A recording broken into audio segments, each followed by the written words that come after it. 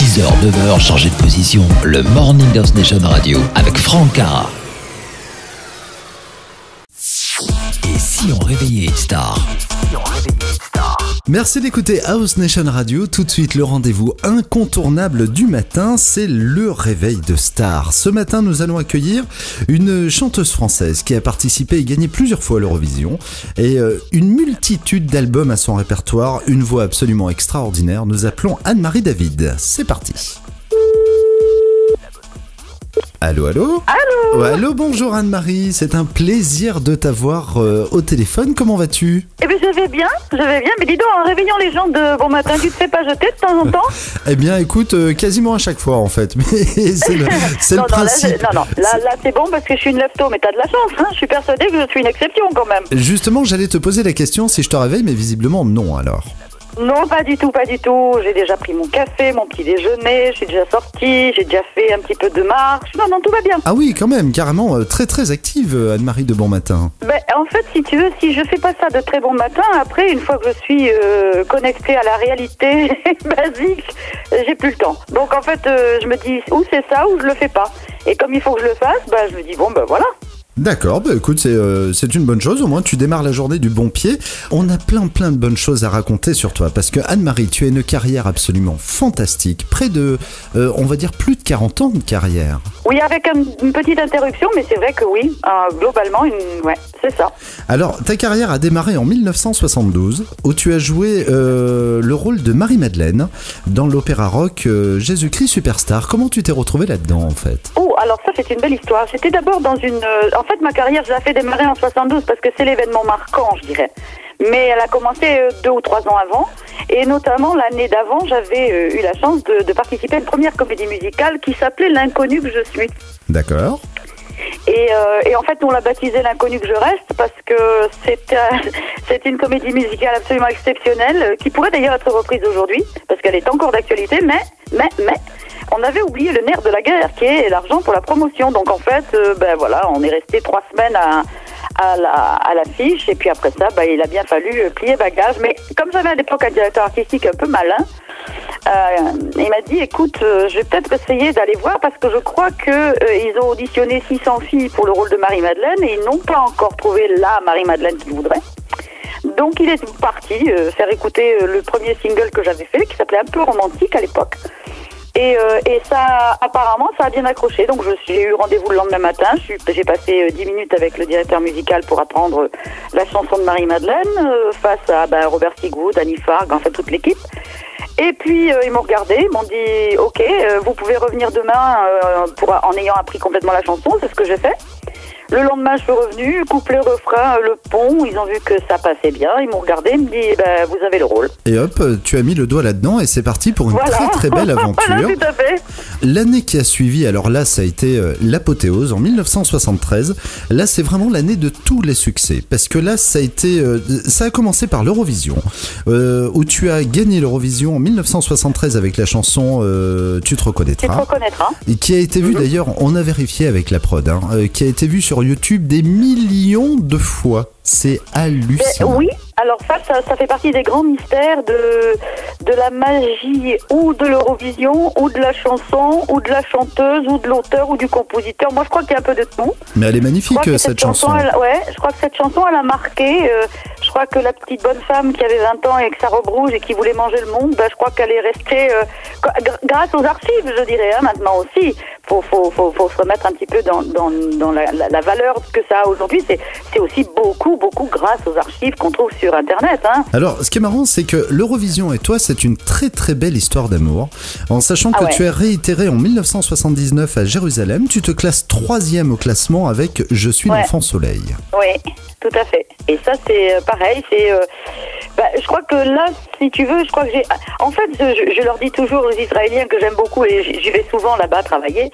Je leur dis toujours, je vous ai pardonné parce que la première fois, je vous ai battu et la deuxième fois, c'est vous qui m'avez battu. Mais bon, ils ont un peu triché, en fait, parce que 3 jours avant l'Eurovision, on a signé des accords de paix de Camp David, qui est quand même pas rien. Oui. Ça se passait à Jérusalem, puisqu'effectivement, ils venaient de gagner l'année d'avant en 78. Donc, déjà, ça se passait en Terre Sainte, ce qui est déjà pas rien. Et puis leur chanson, qui est une merveilleuse chanson par ailleurs, s'appelait Alléluia. Tu imagines bien que quand on a tout ça, un enfant soleil, faire troisième, c'est déjà pas si mal, quoi. C'est clair, mais c'est une très très belle performance. Alors, toujours en 1973, tu as reçu des prix absolument prestigieux, comme par exemple celui de Jacques Duhamel, qui à l'époque est ministre des Affaires culturelles et qui te remet le prestigieux Grand Prix international du disque de l'Académie Charles Cros. Ouais, sauf que tu te trompes d'une année, c'est en 72. Ok. Désolé. Non, mais c'est pas grave, l'important. Alors, c'est en 73, par contre, tu as eu le prix d'interprétation au World Festival Song à Tokyo. Oui, là, c'est à Tokyo que ça s'est passé. Et c'est curieux parce que c'est grâce à Tokyo que j'ai su que j'étais une star en Turquie. La Turquie, ouais. C'est pareil. Bon, il faut préciser quand même que tu as fait une énorme tournée et tu as continué pendant des années, mais notamment entre 74 et 78, tu as énormément tourné au Moyen-Orient. Oui, Moyen-Orient, alors essentiellement la Turquie. Pourquoi ? Parce que d'abord, c'est un pays qui m'a ouvert les bras.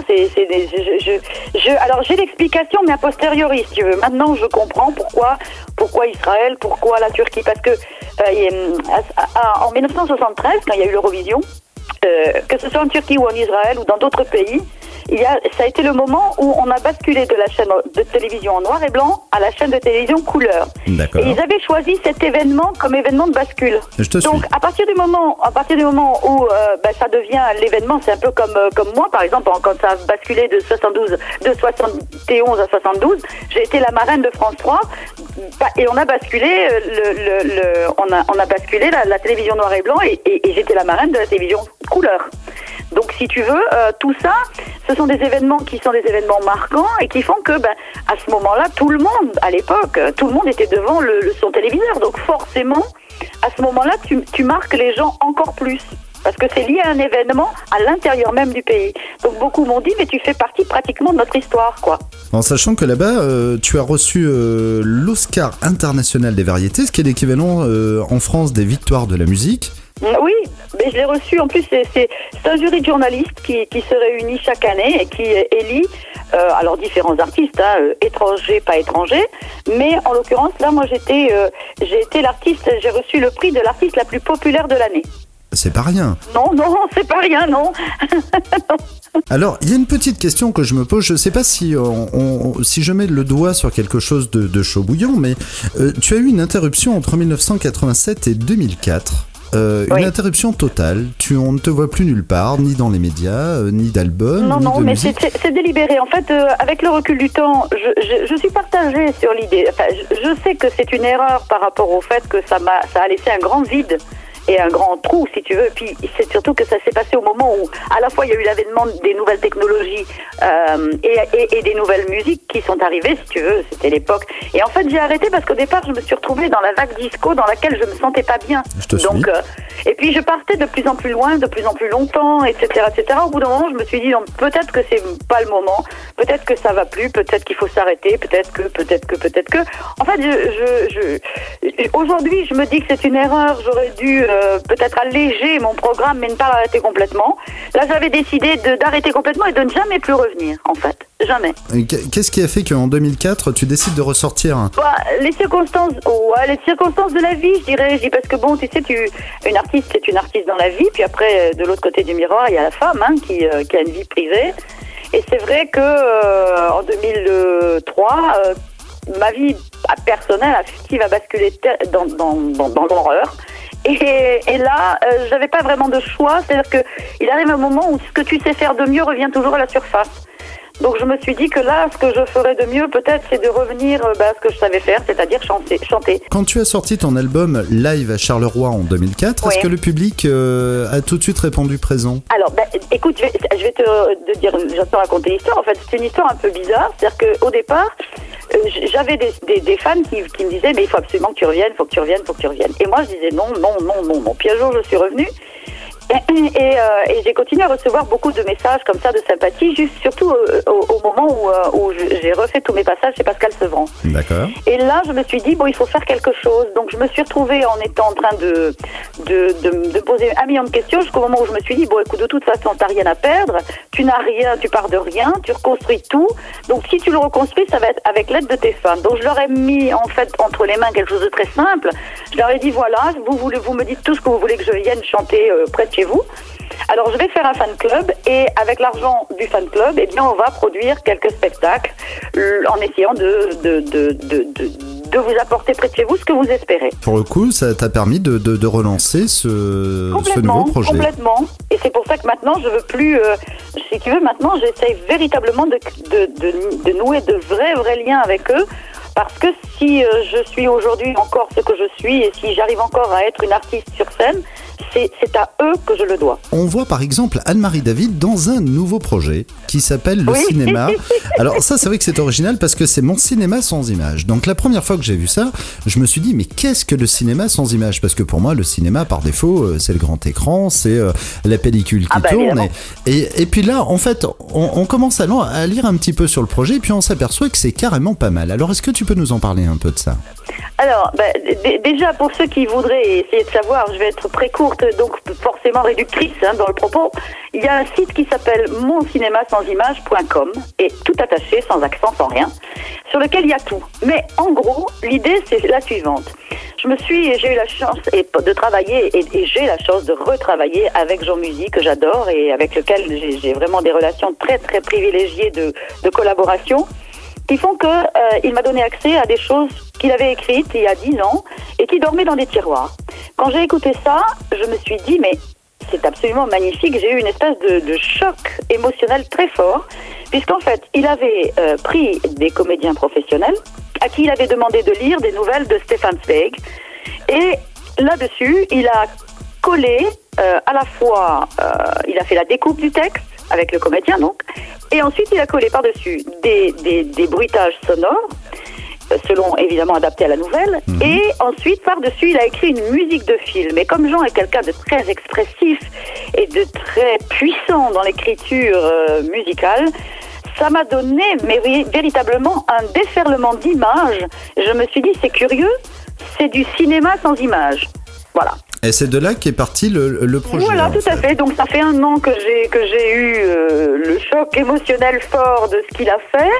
Si ça m'a touché moi, ça va forcément toucher d'autres personnes. Et comme j'ai écouté ça moi dans l'obscurité, je me suis dit mais attends, le développement des sensations, des perceptions, des émotions, ça ne tient ni compte d'un handicap, ni compte d'un âge, ni compte d'une couleur de peau, ni de rien. Je veux dire, on a tous une capacité à s'émouvoir et on a tous un imaginaire. En fait, c'est une narration avec de la musique, des bruitages, dans le noir, juste pour essayer de faire ressortir un maximum de sensations. En gros, c'est ça. De sensations, d'émotions, et puis que les gens ensuite... Alors après, moi, ce que je fais à la fin, on rallume la lumière doucement, et ensuite je débat avec les gens pour un échange. C'est-à-dire que... Et dans la salle, ce qui est très curieux et ce qui est magnifique, c'est que, en fait, la mixité des publics, si tu veux, parce que ça s'adresse à tout le monde, il m'est arrivé d'avoir des gens non-voyants, des gens voyants, etc. Et c'est extraordinaire de voir à quel point l'imaginaire de chacun t'emmène dans un univers qui n'appartient qu'à toi. T'as vraiment réussi à marquer les esprits, en tout cas, avec ce projet, quoi. Bah écoute, j'espère. Là, on va être sur Paris en novembre pour le mois du handicap. On fait une semaine complète à Limoges, parce qu'en plus de ça, on a aussi bien des contes pour enfants. Je dis aux auditeurs qui nous écoutent, on touche aussi bien les enfants à partir de 7 ans parce que après les contes pour enfants, évidemment, c'est pas Zweig, hein, c'est clair. Mais après, on touche tout le monde. Eh bien, écoute, en tout cas, un grand bravo, Anne-Marie, parce que le projet est super intéressant. On mettra bien sûr le lien directement sur la page de la matinale. Mais avec grand plaisir, cher Franck. Un grand merci, Anne-Marie, d'avoir été notre superbe réveil de star ce matin. C'était un vrai plaisir. Juste avant de te quitter, je voulais juste dire aux auditeurs que, bon, j'ai la chance c'est un scoop, hein, j'ai appris la nouvelle hier. Normalement, le 12 novembre, je serai au théâtre de l'Alhambra à Paris.